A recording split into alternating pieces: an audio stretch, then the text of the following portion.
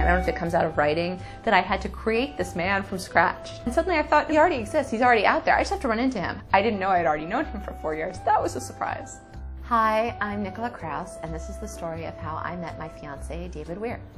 I wrote a book with my best friend slash professional wife slash maid of honor slash surrogate mother, Emma McLaughlin, and it was published in 2002. She actually was like, haven't you read the Nanny Diaries?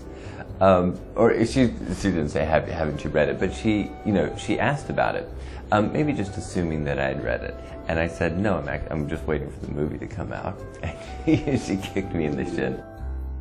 One of the things that attracted me to Nikki very early on was her desire to know about herself, her path of self-discovery. I would sit cross-legged on the floor every morning, and I would imagine, I used as a focal point the Nanny Diaries premiere in the future, and I imagined getting out of the car with someone holding my hand, the feel of his hand, and he grabbing my arm and there to support me, and then he was sitting cross-legged every morning doing the same thing about me. So we were like meditating on each other. But we didn't know it.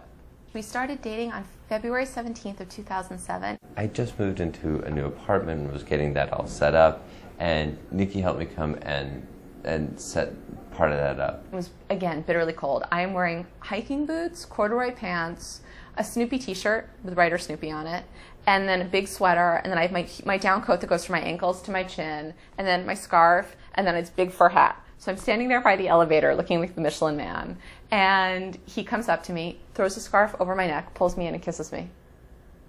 That was it. And it just goes to show of all the years in the Halloween costumes and the outfits and the nakedness and the fishnets and and there I am with just this much of me visible.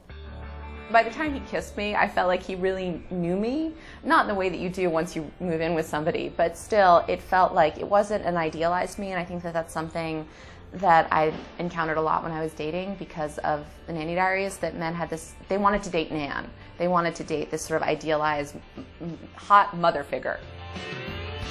The third book, Dedication, and this is the one that I've kind of gone through with Nikki, the publishing of the book. Emma wanted to dedicate it to her husband, Joel. And I was like, I don't have a husband. And then I got off the phone, I called her back 20 minutes later. I'm like, yes, I do. I just haven't met him yet. So the first, the galley of dedication was dedicated to Joel and NH, for Nikki's husband, as sort of a placeholder for him. And David and I got together maybe like a week later. And so when it came time to do the final version, it says to David and Joel, with deep love and gratitude. It blew me away. I started crying immediately. So it was sort of an if you build it, he will come. So I was creating a space for him, and then he came in and filled the space. I had not planned on proposing to Nikki when I proposed to her. I didn't have a ring. I didn't have a big thought-out plan. We quickly started talking about our real estate plans. We started looking for an apartment together.